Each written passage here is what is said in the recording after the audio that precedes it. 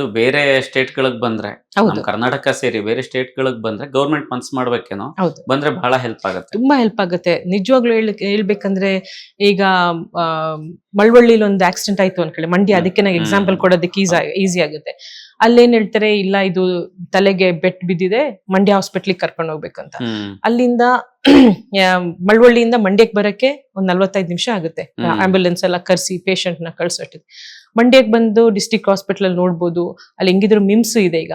But ಅವ್ರಿಗೇನಾದ್ರೂ ಇಲ್ಲ ಇದನ್ನ ಬೆಂಗಳೂರಿಗೆ ಕರ್ಕೊಂಡು ಹೋಗ್ಬೇಕು ಅಂತ ಅವ್ರು ಡಿಸೈಡ್ ಮಾಡಿದ್ರೆ, ಬೆಂಗಳೂರಿಗೆ ಬರೋದಕ್ಕೆ ಅನದರ್ 3 hours ಆಗುತ್ತೆ, ಟ್ರಾಫಿಕ್ ಅಲ್ಲಿ ಅದು ಇದು ಎಲ್ಲ ಸೇರಿ. ಸೊ ಎಲ್ಲ ಪುಟ್ ಟುಗೆದರ್ ಲೈಕ್ ಎಲ್ಲ ನೋಡಿದ್ರೆ ಇದೆಲ್ಲ ಜರ್ನಿ 5 hour ಆಗ್ಬಿಡುತ್ತೆ. ಆಸ್ ಪರ್ ದ ಸ್ಟ್ಯಾಂಡರ್ಡ್ ಇದನ್ನ ವಿತಿನ್ 1 hour, ಗೋಲ್ಡನ್ ಅವರ್ ಒಳಗಡೆ. ನಮ್ದು ಹೊರದೇಶದಲ್ಲಿ ಈಗ ಪ್ಲಾಟಿನಮ್ ಮಿನಿಟ್ಸ್ ಅಂತ ಇದಾರೆ, ನಾವ್ ಇನ್ನು ಗೋಲ್ಡನ್ ಅವರ್ ಅಲ್ಲಿ, ಆ ಗೋಲ್ಡನ್ ಅವರ್ ಅಲ್ಲೇ ನಾವು ಮಾಡಕ್ ಆಗ್ತಿಲ್ಲ. ಈಗ ಯಾವುದೇ ಒಂದು ಪೆರಿಫರಿಯಿಂದ, ಈಗ ದೊಡ್ಡಬಳ್ಳಾಪುರ ಇಂದ ಬೆಂಗಳೂರಿಗೆ ಕರ್ಕೊಂಡ್ ಬರ್ಬೇಕಂದ್ರು ಇಲ್ಲ 2 hours ಆಗ್ಬಿಡುತ್ತೆ ಟ್ರಾಫಿಕ್ ಅಲ್ಲಿ, ಲ್ಯಾಂಡ್ ಆಂಬ್ಯುಲೆನ್ಸ್ ಆರ್ಗನೈಸ್ ಮಾಡಿ ಅಷ್ಟೊತ್ತಿಗೆ ಯಾವ ಪೇಷಂಟ್ ಉಳಿದಾರೆ. ಸೊ ಇದರಿಂದಾನೇ ಇಷ್ಟೊಂದು ಜನ ಜೀವ ಹೋಗ್ತಾ ಇರೋದು. ಈ ಸೇವೆ ಪ್ರತಿಯೊಂದು ರಾಜ್ಯದಲ್ಲೂ ಇರಬೇಕು.